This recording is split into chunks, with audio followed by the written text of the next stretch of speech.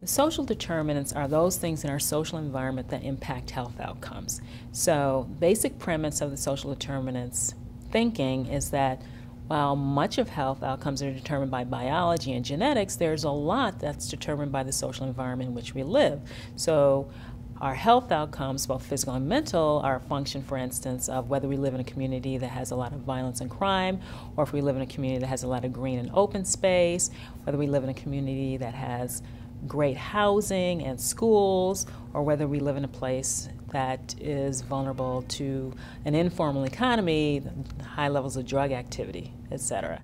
I am an urbanist, which means I think about cities and how they function. And by definition, I am multidisciplinary in my approach.